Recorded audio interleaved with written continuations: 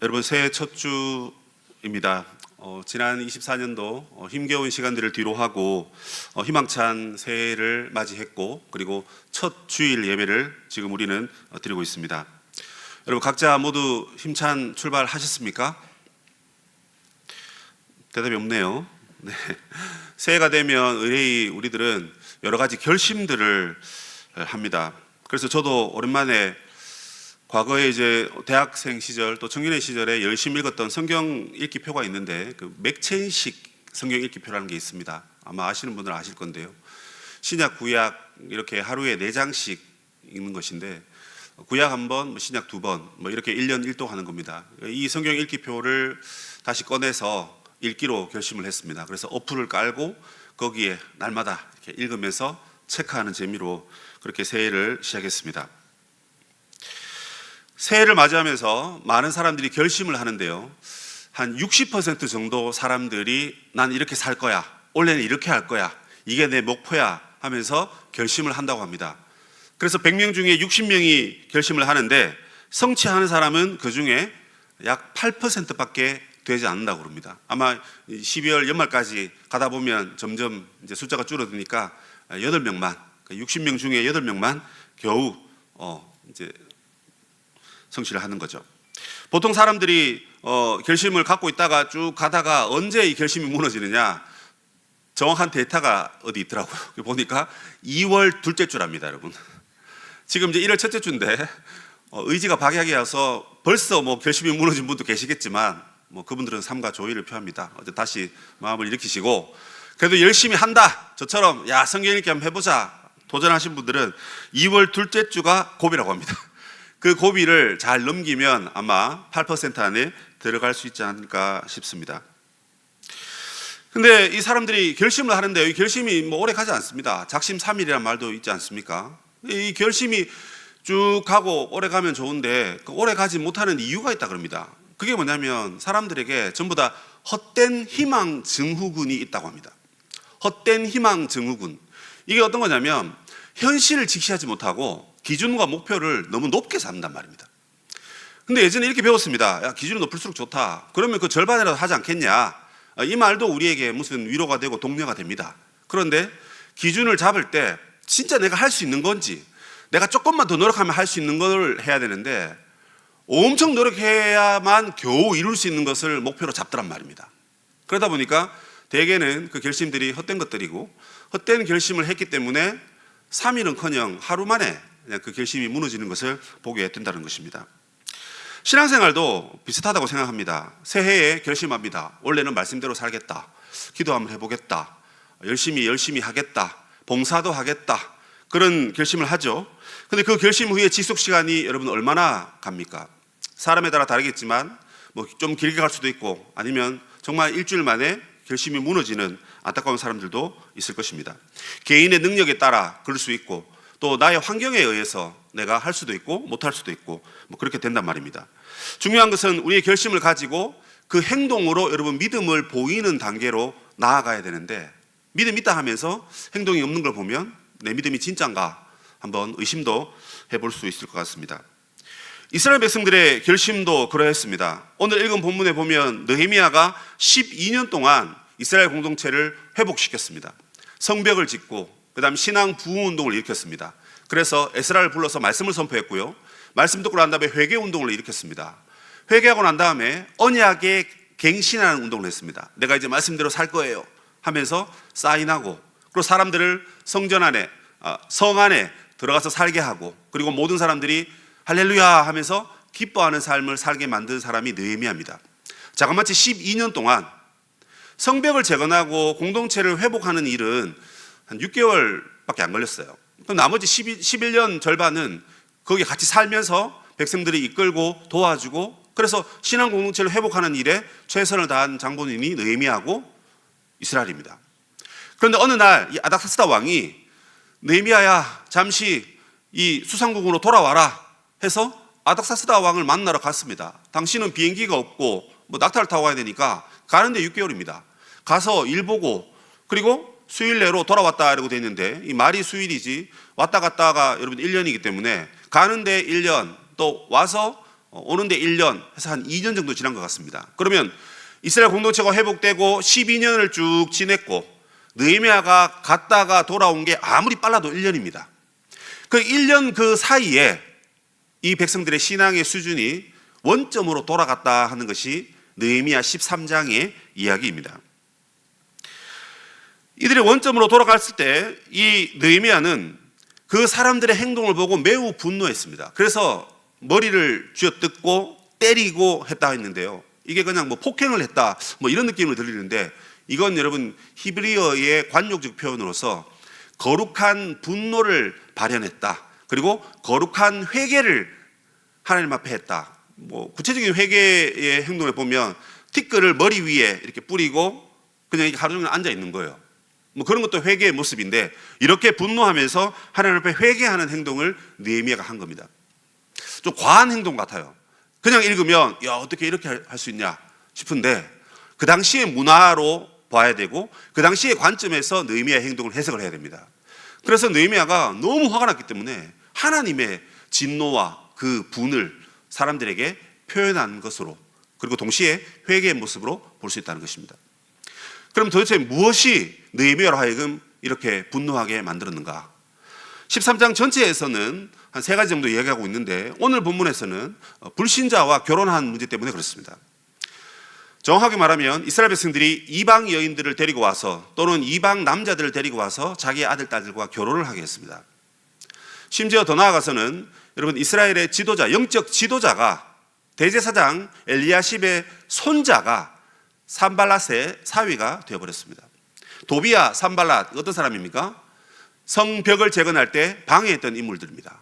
하나님 나라를 우리가 건설하는데 하나님 나라를 대적한 그들입니다. 그런데 그들과 손을 붙잡고 그들과 여러분 사위지간이 되고 같은 가문이 되어버렸다. 심각한 타락의 현상이라고 볼 수가 있습니다. 그래서 이 이방 결혼 자체에도 사실은 문제가 되지만 이건 하나님이 엄청 싫어하는 것입니다. 이미 창세기부터 쭉 지나오면서 남자와 여자가 부모를 떠나 한 몸을 이루고 한 가정을 이룬다 했을 때 믿는 자와의 연합을 이야기하고 있습니다. 하지만 하나님의 아들들이 사람의 딸들의 아름다움을 보고 데리고 와서 살았다. 이게 여러분 창세기 있는 말씀입니다. 출애굽기 34장에도 가보면 너희들이 가나안 땅에 들어가거든 그 땅의 여인들을 아내로 취하지 말라 이렇게 말씀하셨습니다. 여호수아서 23장에도 비슷한 말씀이 있습니다. 가서 그들을 아내로 취하지 말라 이렇게 합니다. 왜냐하면 그래서 그 여인들이 섬기는 우상을 너희들이 갖고 오면 너희 옆구리에 가시가 될 거다 이렇게 얘기합니다. 그리고 그들과 결혼하면 내가 결국 가나안 백성들을 가나안 땅에서 쫓아내지 않겠다 이렇게 얘기하십니다. 그러니까 너희들 내 말 안 들으면 이 가나안 땅에 있는 이 사람들을 내가 다 쫓아내야 되는데 쫓아내게 할 건데 너희가 만약에 불신결혼을 하면 쫓아내지 않게 하겠다. 그냥 내버려 두겠다. 그런 말씀을 하십니다. 신약에 가서도 고린도 전서 6장에 가보면 믿지 않는 자와 멍에를 같이 매지 말라 이렇게 되어 있습니다. 이것도 역시나 불신결혼을 반대하는 경고하는 그런 메시지입니다. 동시대에 활동했던 말라기 선지자도 그렇게 얘기합니다. 신의 딸들을 데리고 와서 너희들을 결혼하고 그리고 우상을 섬겼다. 그런 표현들을 말라기가 하고 있습니다. 선지자가 그 말을 했다는 것은 잘못된 행동을 했다는 것이고 그걸 경고하고 비판하고 하나님께 고발하는 이야기를 말라기가 한 것입니다. 오늘 본문 자체에도 솔로몬 이야기를 하고 있습니다. 여러분 솔로몬의 아내가 몇 명입니까? 자그만치 700명입니다. 그리고 첩이 300명입니다. 가만히 생각해 보니까 여러분 1000명의 아내의 이름을 다 외워야 되는데 솔로몬이 지식이 가득한 사람이고 탁월한 사람이니까 다 외웠는지 모르지만 그래 당신 786번째 부인이지요 이런 식으로 어서 자리에 드시오 이런 얘기를 했는지 모르겠습니다. 여러분 그렇습니다. 여러분 얼마나 많은 사람의 이름을 외우고 있습니까? 우리 공동체 지체들 이름을 다 알고 있나요? 1000명은 안 되니까 알아야 되겠죠. 솔로몬은 1000명인데 그 여인들의 이름을 외우면서 그 여인들과 인생을 보내면서 급속도로 하나님을 버리고 이방을 섬기는 그런 우상을 섬기는 길로 갔다라는 것입니다. 그런데 여러분 진짜 문제는 그냥 불신결혼한 것이 잘못이다. 이거 잘못이죠. 잘못입니다. 잘못이고 그에 대한 대가는 그 당사자가 줘야 됩니다. 자신이 꺼달랑 그렇게 하시고 그 대가를 치르십시오. 반드시 그 대가는 치르게 되어 있습니다. 혼자 교회 가야 되고, 혼자 아파야 되고, 남편과 아내의 결혼 회심을 위해서 평생을 기도해서 믿을까 말까, 또 내가 할 수 있다라는 그 자만심으로 사실 시작하는데 그건 가봐야 하는 문제입니다. 그렇기 때문에 그 어려움은 반드시 우리에게 주어집니다. 그런데 오늘 본문은 단순히 불신결혼이 잘못이다 이걸 말하려고 하는 것이 아닙니다. 특별히 대제사장의 손자가 불신결혼을 하면서 제사장 직분이 더럽혀지고, 그러면서 성전의 기능이 정지되고, 그러면 여러분 우리가 남은 문제는 무엇입니까?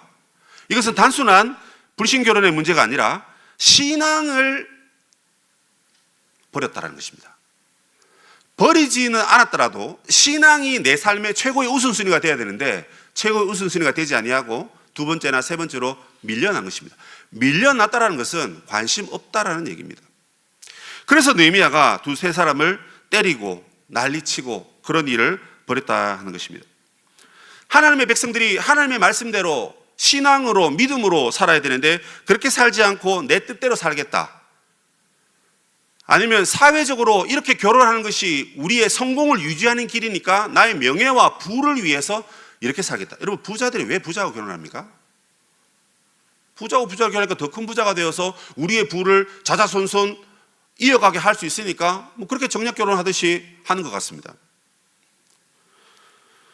이처럼 사람들의 삶 가운데 우선순위는 물질적인 이득 또는 이 결혼을 통해서 우리가 사회적인 신분이 얼마나 발전되고 더 나아질까, 여기에 관심이 있습니다. 그리고 어떻게 하면 우리의 명예가 계속 유지되고 존속될 건가, 이것에 관심이 있단 말입니다. 세상 사람들은 그럴 수 있습니다.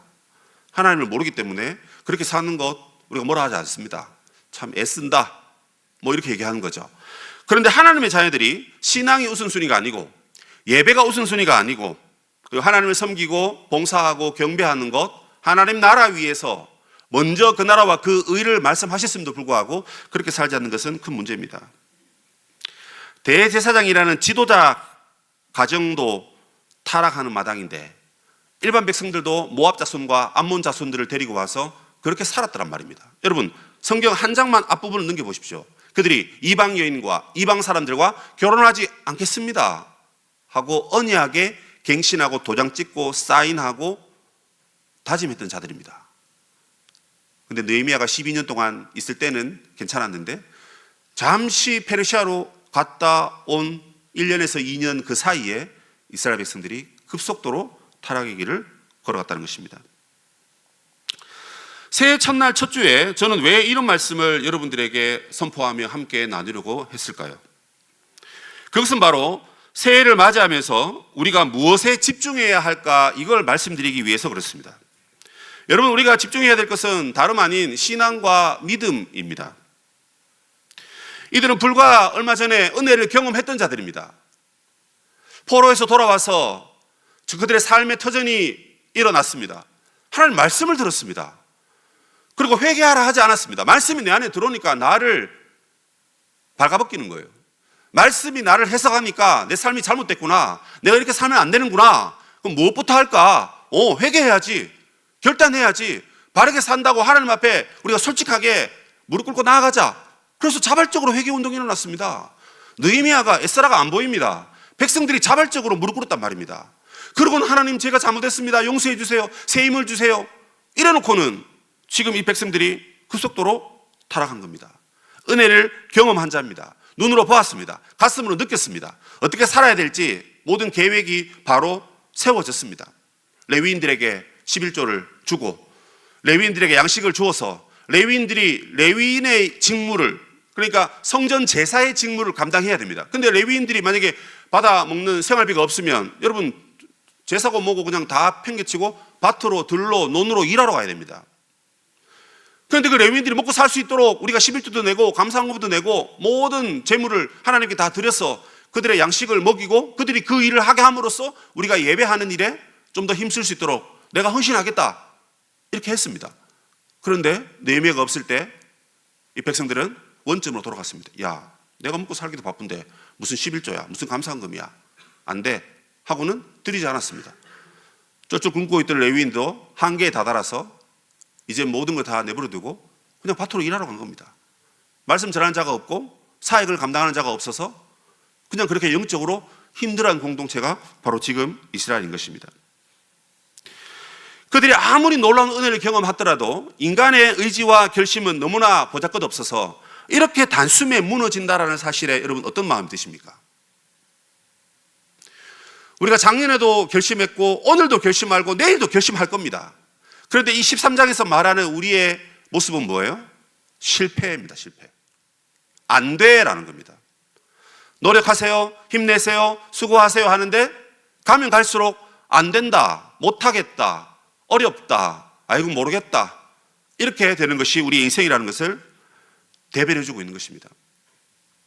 그런데 저는 여러분에게 새해 첫 주에 여러분들이 어떤 결심을 하고 또 결심을 하고 결단을 하는지 모르지만 우리는 이렇게 재빨리 실패할 수밖에 없다는 그 인생인 것을 깨달아야 한다는 말씀을 드리고 싶은 것입니다. 그러고 보니 여러분, 포로 귀환 이후에 기록된 하나님 말씀 안에 실패한 사람이 느헤미야만 있는 것이 아니라 다른 사람들도 있었습니다. 정확하게 에스라 느헤미야는 원래 하나의 책입니다. 그런데 이름이 에스라 느헤미야니까 이게 분리가 된 거예요. 그런데 에스라서에 보면 여러분 스룹바벨이 먼저 등장합니다. 그러고 보니 스룹바벨이 누굽니까? 이스라엘 백성들이 포로로 귀환할 때 3번에 걸쳐서 귀환을 합니다. 그 첫 번째 귀환한 사람이 스룹바벨입니다. 스룹바벨이 귀환할 때는 무슨 일을 했습니까? 성전을 짓는 일을 했습니다. 성전요. 그래서 스룹바벨이 포로로 귀환해서 약 4만 5천 명 정도 데리고 아주 소수의 사람을 데리고 귀환했습니다. 모든 걸 잃어버렸는데 다시 돌아와서 이렇게 해야 되니까 얼마나 힘들었겠습니까? 이스라엘 백성들이 예배 공동체니까 우리 집은 나중에 짓더라도 예배 공동체부터 회복시키자 해서 성전을 짓자고 했습니다. 그런데 어떻게 됐습니까? 그 땅을 차지하고 있었던 사마리아인들이 스룹바벨을 방해하기 시작합니다. 하나님의 명을 따라서 이 땅에 왔고 하나님의 뜻에 의해서 성전을 지어가지고 새롭게 결심하고 결단해서 다시는 멸망을 당하지 말자, 다시는 하나님의 품을 떠나지 말자, 그렇게 결단하면서 성전을 지었습니다. 짓는데 여러분 방해해서 중단돼 버렸습니다. 몇 년요? 16년 중단되었고 그 뒤에 어떻게 하나님이 여차여차 해가지고 겨우 이제 만들어졌어요. 그런데 어쨌든 스룹바벨은 여러분 실패한 제사장입니다. 개혁하려고 했는데, 종교개혁을 일으키려고 했는데 안 됐더란 말입니다. 그로부터 70년 후에 에스라가 포로 귀환을 하게 됩니다.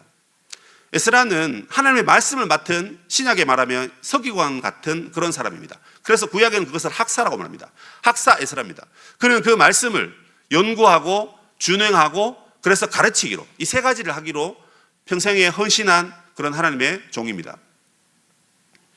그래서 에스라가 돌아와서 사람들에게 하나님의 말씀을 가르치기 시작했습니다. 율법을 가르쳤습니다. 모세오경을 가르쳤습니다. 하나님 나라를 가르쳤습니다. 어떻게 됐습니까? 역시나 에스라도 실패했습니다. 말씀 잘 듣고 돌아갔는데 백성들이 그렇게 하겠다 해놓고는 결국에는 그 말씀대로 못 살았습니다. 그래서 에스라서 후반부에도 가보면 10장에 가보면 결국 거기도 여기와 똑같은 사건이 발생합니다. 어떤 사건요? 이방인들과 결혼한 것입니다. 아마 오늘날 우리의 문화와는 좀 달랐던 것 같습니다. 그러니까 결혼할 사람이 없어서 안 믿는 사람을 데리고 와서 결혼할 수밖에 없는, 뭐 이렇게 말하면 이게 마치 허용해 줘야 될 것처럼 얘기하는데 뭐 그것도 사실은 옳은 것은 아닙니다. 근데 그런 관점에 어쩔 수 없이 결혼할 수밖에 없었다, 이런 게 아니란 말입니다. 여러분, 나라가 무너졌고 민족이 흩어졌고 삶의 터전이 없고 사회 공동체가 없습니다. 우리 지금 한국에 여러분 이런 어려움과 이런 상황들이 나에게 와닿지 않으니까, 피부로 와닿지 않으니까 이게 먼산 불 보듯이 그런 느낌을 가지는데요. 만약에 우리가 나라가 없다고 생각해 보십시오. 지금 여기서 여러분 우리가 편하게 예배 드릴 수 있을까요? 없습니다. 과거 이 시대에 여러분 나라와 민족이, 사회 공동체가 바로 서지 않으면 신앙생활을 할 수가 없습니다. 그런데 여러분 돌아왔는데 아무것도 없어요. 자녀들은 컸어요. 결혼을 해야 되는데 우리 이스라엘 동족 안에는 사람이 없어요. 그리고 이미 이 땅을 주름잡고 있던 저 이방인들이 더 잘 사는 거예요. 돈도 많고 부잣집 딸들, 부잣집 아들들 많은 거예요. 근데 그 부잣집 딸들, 아들들, 야 꼬시기만 해봐라, 꼬시기만 해라. 그래서 내가 저 집에 들어가면 네 인생 끝났다, 네 인생이 일 안 해도 먹고 살 수 있다. 왜? 부잣집에 시집 가니까, 부잣집에 장가 가니까. 그러면서 사람들이 사회적 명예와 부와 물질적인 성공으로 결혼을 선택했단 말입니다. 에스라가 잘못 가르쳤습니까? 아닙니다. 에스라가 잘 가르쳤습니다. 힘을 내어 가르쳤습니다. 그런데도 에스라도 실패했습니다. 13장에 느헤미야도 뭐예요? 여러분 실패했습니다. 제가 이 말씀을 여러분 전하면서 그래도 새해 우리가 말씀 봅시다, 기도합시다, 예배 잘 드립시다, 제가 이런 얘기 할 줄 알았죠. 아닙니다. 여러분 실패를 대비하자. 오늘 설교 제목이 여러분 나를 기억하소서라는 겁니다. 13장에 느헤미야가 하나님께 4번에 걸쳐서 기도하는 구절이 있습니다. 집에 가서 한번 찾아보십시오. 쭉 읽어보면서 나를 기억하옵소서라는 것이 14절부터 해서 쭉 나오고, 오늘 읽었던 본문도 29절, 31절 해서 2번 더 나오고, 중간에 또 한 번 더 나옵니다. 이 나를 기억하소서라는 이 말을 쭉 살펴보면 그 내용이 무엇이냐면, 하나님, 제가 이렇게 사회의 개혁과 종교의 개혁을 위해서 이렇게 움직였는데 사람들이 변화가 없습니다. 그런데 하나님, 그 중에 그래도 나 혼자 그래도 살아내려고, 나 혼자 그렇게 믿음으로 살려고 그렇게 발버둥치고 소리치고 거룩한 분노를 표현하면서까지 사람들에게 하나님의 진노를 보였는데도 저들은 변함이 없습니다. 지금 우리가 실패하고 있는데, 실패했는데도 그것이 실패인 줄도 모르고 그렇게 살고 있습니다. 하나님, 도저히 안 되겠습니다. 하나님, 이제 어떻게 해야 됩니까? 하나님, 우리를 기억해 주시고 제발 이 문제 해결해 주세요 라는 맥락으로 나를 기억해 달라고 그렇게 말하고 있는 겁니다.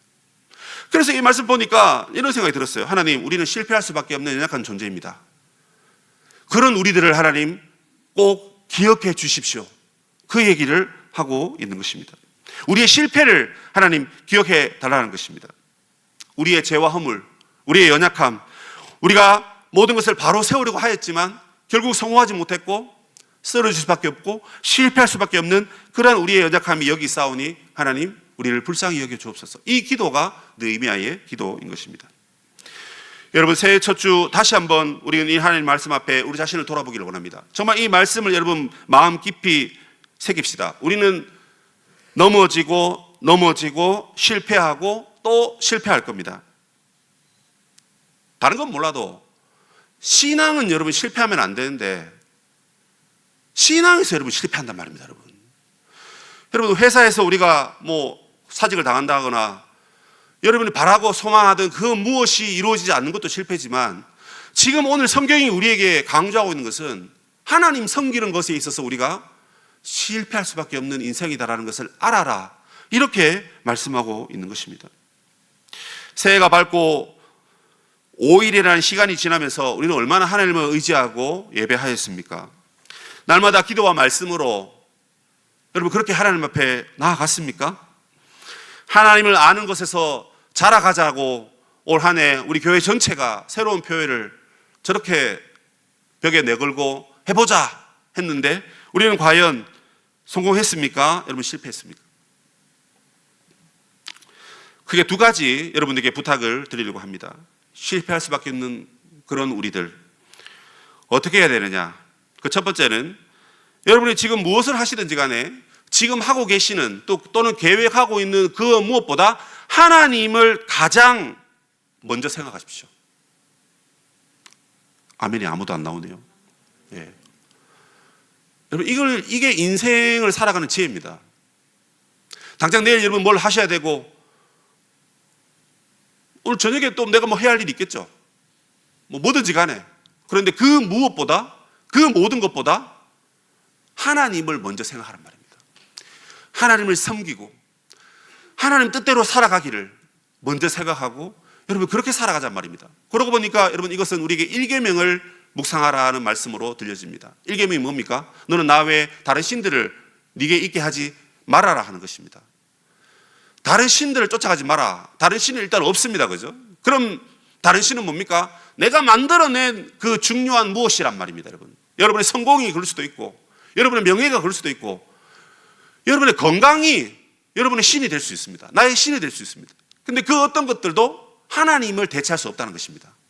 그래서 하나님을 가장 먼저 생각하고 하나님께 먼저 드리고 여러분의 물질도 시간도 삶의 열정도 에너지도 하나님을 먼저 생각해 보란 말입니다. 그래서 얼마 전에 제가 말씀을 전할 때 여러분 우리가 기도할 때 기도의 내용을 좀 바꿔보자 했습니다. 어떻게 해요? 주세요, 주세요, 주세요. 왜 안 주세요, 주세요, 주세요. 이것만 기도하지 말고 하나님이 계셔서 너무 좋아요. 하나님, 나에게 이렇게 큰 은혜를 주시니 몸둘 바를 모르겠어요. 이 하나님의 아름다움을 고백하고 하나님의 영광을 찬양하는 그런 기도를 드려보자는 말입니다. 여러분 연애하실 때 첫 그 여인을 만났을 때, 그 남자친구 만났을 때 그냥 밥 안 먹어도 여러분 배부르고 보고만 있어도 미소가 절절절 흘러나오는, 여러분 그 모습이 우리가 날마다 하나님을 바라보면서 그런 심령이 우리 가운데 일어나야 된다는 것입니다. 그래서 하나님을 여러분 먼저 생각하고 그 하나님을 가장 먼저 찾는 그런 우리 모든 하나님의 백성들이 다 되어야 됩니다. 그러면서 여러분 두 번째 우리에게 하나님 부탁하시는 것은 무엇이냐면, 우리 안에 잘못된 것을 발견했을 때 방치하지 말고 즉각 해결하자는 것입니다. 지금 여러분 이렇게 급속도로 이스라엘 백성들이 타락할 때 누가 알았겠습니까? 느헤미야가 여러분 정말 기가 찰 노릇 아닙니까? 그가 12년 동안 유다의 총독으로 있을 때 페르시아의 여러분 총독의 녹을 먹지 않았다, 그런 말씀 기억나죠? 느헤미야 5장 가면 그게 나옵니다. 그게 여러분 이게 지방의 유지인데, 그 지방의 유지가 국가로부터 녹을 받아 먹고 자기도 먹고 살아야 되잖아요. 그러면 그걸 가지고 사람들에게 베풀고 먹이고 해야 되는데 12년 동안 그거 받지도 않고 자기 재산과 물질로 사람들을 다 먹이면서 그렇게 여러분 공동체를 세운 사람입니다. 그런 사람들이 어디 있습니까 여러분? 없습니다. 그런데 여러분 이렇게 수고했는데 이 백성들이 그 은혜를 알지 못하고 하나님의 은혜도 알지 못하는데 느헤미야의 은혜를 이 사람들이 어떻게 여러분 새겼겠습니까? 느헤미야 잠시 없는 순간, 잠시 눈 감고 안 보이는 순간 이렇게 급속도로 타락한 것이 여러분 이스라엘의 모습입니다. 이게 우리의 모습이란 말입니다. 누가 뭐 해라 안 하냐, 안 하면 그냥 안 합니다. 왜? 자소리 안 하니까 좋으니까. 내가 하기 싫은 것 하라고 말 안 하니까 그냥 내 마음대로 삽니다. 편한 대로 삽니다. 예, 저는 여러분들을 믿습니다. 여러분들 편하게 사십시오. 근데요, 저는 여러분들 안에 있는 그 악한 죄악된 본성은 못 믿겠습니다. 악한 죄악된 본성은 못 믿겠어요. 다른 것들은 여러분 다 탁월하고 다 잘하세요. 그래서 여러분들이 자유롭게 하시고 마음대로 하시고 제가 뭐 도와드릴 게 없습니다. 그런데 신앙에 있어서는 이 약간 죄악된 본성이 좀 더 자자, 좀 더 눕자, 좀 더 졸자. 예배는 무슨 인터넷 틀어, 인터넷 예배 드리면 되지 무슨 예배당이야. 눈도 오는데 가다가 사고 나면 어떡해? 사고 나고 생각하세요. 사고 나지도 않았는데 사고 나면 어떻게 하고는 교회도 안 갑니다. 안 옵니다. 그래서 여러분 우리의 죄악된 본성이 있다는 것을 기억해야 됩니다. 그리고 그것은 계속 우리를 하나님과 나 사이의 관계를 계속 멀어지게 만듭니다. 신앙을 점점 멀어지게 만듭니다. 네가 지금 신앙 신경 쓸 때야? 너 앞가름이나 잘해 임마. 직장도 없으면서 무슨 교회야. 교회는 부모님들이 하시는 말씀 아닙니까? 어머님 뭘 잘 몰라서 하시는 말씀인데 하나님을 먼저 생각하라고 했어요. 맞습니다. 하나님 먼저 생각해야죠. 그래서 우리가 억길로 어긋날 때 자신을 철저하게 단속하십시오. 그런데 여러분 나의 잘못을 지금 깨달았을 때 지금 바로 즉각 회개하고 하나님 앞에 바로 엎드려야 됩니다. 바쁘니까 내일 하자. 그 안 하겠다는 뜻입니다. 교회 가서 하자. 다음 달에 하자. 내년에 하자. 새빨간 거짓말 저도 많이 해봤습니다. 그래서 압니다. 그래서 우리는 즉각적으로 우리의 연약함을 발견했을 때 방치하지 말고 하나님 앞에 바로 엎드리는 은혜가 있어야 됩니다. 그래서 날마다 여러분 개혁되어야 되고 날마다 자기를 쇄신해야 되고 날마다 자기를 변화의 현장으로 이끌고 갈 수 있어야 됩니다. 그런 의미에서 날마다 여러분의 삶의 모습을 평가하고 그 기준을 무엇에서 찾아야 됩니까? 말씀에서 찾아야 됩니다. 하루에 3끼 드시는 분들 말씀 꼭 드십시오. 하루에 나는 1끼밖에 안 먹는다. 그러면 제가 이틀에 한 번 말씀 먹는 걸로 제가 용서해 드리겠습니다. 근데 밥은 하루에 2끼, 3끼 챙겨 먹고 커피 뭐 4-5잔 드시면서 말씀을 안 먹는다? 이미 그건 지금 실패한 겁니다. 그러면 안 됩니다. 말씀과 기도의 자리에서 우리 자신을 평가해야 됩니다. 자기가 알지 않습니까? 내가 잘 못하고 있는 거. 그러면 그 자리에서 하나님 앞에 바로 회개하십시오. 바로 도와달라고 하십시오. 바로 간구하십시오. 그러면 여러분 실패라는 단어는 여러분의 인생을 더 이상 괴롭히지 않을 것입니다. 아니, 뭐 다른 거 실패할 수 있어도 제발 신앙만큼은 올 한 해 실패하지 않았으면 좋겠습니다. 그래서 저는 새해 첫 주에 여러분 실패를 여러분에게 말씀드리고 있는 것입니다. 끝으로 진정한 우리의 삶의 개혁의 마침표는 뭘까 생각해 보니까 느헤미야서에서 알 수 있는 것은 그건 바로 기도입니다. 기도. 13장에서 이미 네 문장의 기도문을 느헤미야가 이야기하고 있고, 그리고 느헤미야 전체에서도 약 10번에 걸쳐서 느헤미야는 그때그때마다 하나님 앞에 기도한 기도문을 짧게 싣고 있습니다. 어떻게 내가 나를 돌아보고 내가 신앙에 있어서 실패하지 않는, 그래서 내 결심이 연말까지 갈 수 있는 그런 삶의 자리로 이끌 수 있느냐? 여러분, 기도의 자리를 먼저 사모하면 그게 됩니다. 신약에 보면 기도하라는 말 참 많습니다. 항상 기도하라, 범사에 기도하라, 무시로 기도하라, 깨어 기도하라, 쉬지 말고 기도하라, 감사함으로 기도해라. 많죠, 그죠? 다 압니다. 문제는요, 늘 실패합니다. 늘 실패합니다. 어떻게 하라 그랬습니까? 즉각적으로 하나님 앞에 용서를 구하고 은혜의 보좌 앞에 또다시 담대히 나아가는 그런 용기가 여러분 우리에게 있어야 됩니다. 한편으로 신앙적인 이 실패는 우리가 꼭 넘어서야 할 단계이지만 여러분의 삶 가운데 실패를 거듭하는 것을 여러분 두려워하지 마십시오. 실패가 있으니까 성공으로 나아가기 위한 의지라도 여러분 생기는 거 아니겠습니까? 그리고 우리는 실패했다 할지라도 우리 안에 계신 하나님께서는 결코 우리를 여러분 포기하지 않으십니다. 그 관점으로 우리 자신을 보라는 말입니다. 기도 실패할 수 있어요. 말씀 실패할 수 있습니다. 근데 그때마다 우리에게 찔림을 주십니다. 하나님 우리 안에 계셔서 우리의 마음을 일으켜 주십니다. 이 성화라는 것이 우리의 노력으로 감당하는 것이 아니라 성령께서 우리에게 우리의 마음을 불러 일으켜 주시니까 다시 한번 은혜의 보좌 앞에 나아갈 수 있는 겁니다. 근데 문제는 뭐냐면 우리는 핑계를 대고 우리는 또 미안한 마음을 갖고 어제도 안 했는데 어떻게 하겠냐 이런 마음에 그냥 그걸 마다합니다. 겸손으로 가장해서 그걸 마다하죠. 여러분 그러면 안 됩니다. 내가 엄청난 죄인일수록 더 강력하게 하나님의 은혜의 자리로 나아가야 됩니다. 내가 정말 못난 사람이다. 여러분 그렇게 여겨지십니까? 그러면 여러분 더 하나님의 놀라운 은혜와 사랑을 붙잡기 위해서 나아가야 됩니다. 그래서 올 한 해는 여러분들이 기도하는 일에 더 힘쓰셨으면 좋겠어요. 여러분의 삶의 자리에서 기도하는 데 힘쓰십시오. 잘 안 되거들랑 여러분 기도 수첩이라는 걸 하나 마련해 보십시오. 거기에 내 기도 제목을 적는 겁니다. 적다 보면 내 기도 제목이 다 적었기 때문에 없습니다. 그러면 이제 여러분 꿈터 식구들의 기도를 한번 또 적어보는 겁니다. 누구누구의 기도 해서 적어보는 겁니다. 그리고 그걸 볼 때마다 기도하게 되고 그 기도함으로써 응답받을 때 우리의 기도가 탄력을 받게 됩니다. 그리고 이제 더 나아가면 그 기도가 구하고 얻기 위한 기도로서가 아니라 하나님을 체험하는 기도로 바뀌게 될 것입니다. 그러면 여러분 인생은 더 이상 실패라는 단어가 떠오르지 않을 것입니다. 늘 하나님 함께 하시고 늘 기도함으로 연약함을 바로바로 고백하면서 하나님과 함께하는 그 순간이 주어질 것이기 때문에 그렇습니다. 그러므로 여러분 실패를 두려워하지 말고 날마다 기도의 자리로 나아가서 날마다 여러분 신앙에 있어서 성공을 경험하는 그런 우리 청년들 또 우리 성도님들이 다 되셨으면 좋겠습니다. 느헤미야가 주님 이게 우리 힘으로 안 됩니다. 그러니까 내가 이렇게 열심히 수고하려고 했던 것을 기억해 주십시오.